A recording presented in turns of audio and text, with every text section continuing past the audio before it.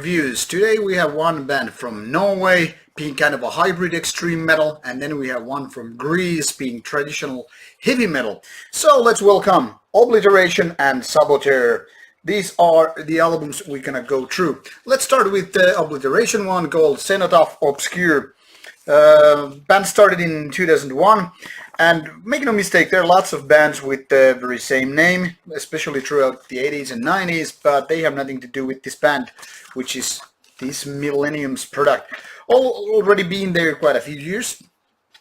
They have kind of set their name in stone, and not that there is many others with the same name active anymore, not anymore at least. So Obliteration is focusing on kind of an extreme metal hybrid that is mostly death metal, but there are lots of thrash metal influences. Well, that being kind of a given with being a like old school death metal band, but also some kind of modern black metal vibes. Now these are a totally different breed, and sometimes it's just hard to put them together, in the way that they actually comply. And unfortunately, this is one of those cases. While the death metal and thrash metal parts here are just, working in cooperation quite fine, actually, it is the way that so many death metal originators worked in the beginning. The black metal stuff, which is kind of a modern vibe here, is not exactly so fitting, so to speak, here. And that is kind of a part of the problem. However, that is not the worst of the scenarios here, or the reasons why this is not exactly a gold standard album, because there are other worst problems. But let's start with the music. Now, most parts, these riffs are death metalish. There are thrash metal parts, and those two actually work fine hand in hand. It's not pure death metal, but it's not pure thrash metal anywhere. So let's just call it death thrash. Whenever these kind of black metal elements are brought into the game, it gets a little awkward. Not like very weird or bizarre, but kind of like why these elements are here. Why is this band doing this kind of introspection that they don't know exactly what they are doing here? It seems that there are random good riffs here and there, and as such it's not bad, but it could be a lot better. However, these black metal elements feel kind of a little off. It's just like someone or someone's in the band wanted to bring these into the album, and to be honest, I don't think that's a really good idea. Like I said, some of the riffs are really strong, and maybe this band could have been doing a nice little EP with, the rest of the less good material removed. But now it's way too unbalanced and not exactly of good compositions to be standing on its legs, being three of them. Now the worst part, however, is the production. It's kind of a trendy sound nowadays, at least when it comes to the review albums I'm getting. It's one of those albums with kind of a organic gear sound, which is very little distortion, more kind of a breathing, kind of a more kind of a lightweight, kind of a old school in a way. But to be honest, I think it's just doing a disfavor to this album, because it's not exactly supporting those thrashy riffs, which would have benefit of more metallic sound, or death metal, which could have been using more heavy kind of a touch. Maybe the black metal is more where the sound feels, but not too well that either. It reminds me a little bit of late Tribulation albums, which actually had this kind of a stuff, kind of a feeling when it's kind of a this kind of old school, this kind of a retro-ish sound.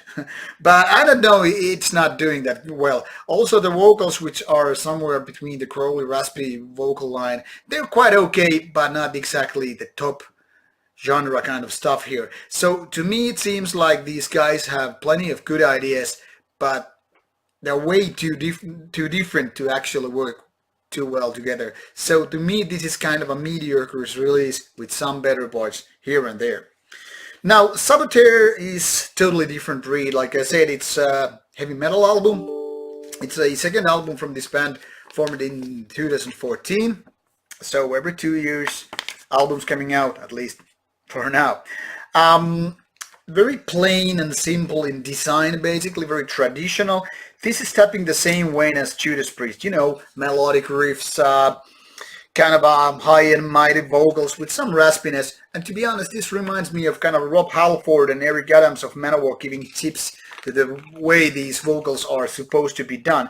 And actually, it's working rather nicely. I mean, the vocals at least. It has this kind of scale which is very pleasant to listen to because it's, having this raspy side as well as this high-pitched screamy side, and it's nice.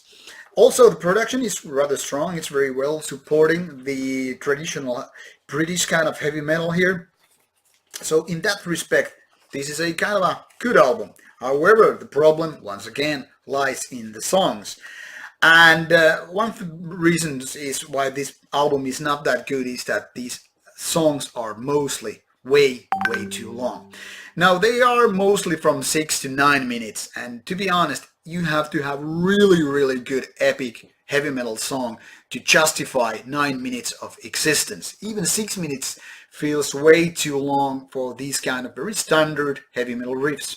Now, if these songs would have been more like 3, 4, maybe max 5 minutes, and they would have these kind of a riff, bridge, chorus parts kind of a thing, it would have been nice. Come back to the point, whatever the topics are, dragons, swords, or just, I don't know, Second World War, like the trendy thing is.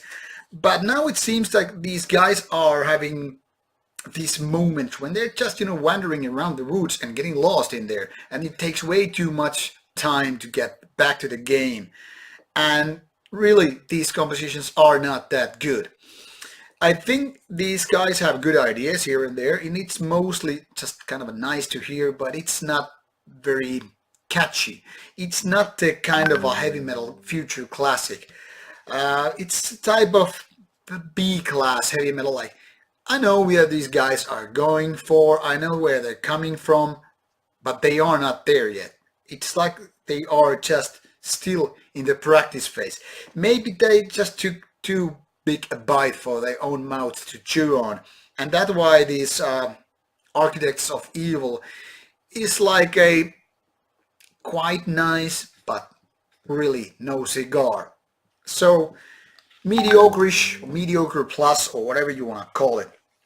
So should I take a car ride to some places and I would just have to pick one album for this week out of these two, it would be a tough choice, but Saboter, out of the sheer passion and understanding for the genre more than Obliteration is doing here, would be my choice. With that information, do what you will. The links are below for you to check out their samples on Bandcamp and Facebook and whatnot. So do yourself a favor, get to know these bands or skip them on entirely and check out what we have next coming up later this week. See you soon, take care, listen to some good metal, and bye bye.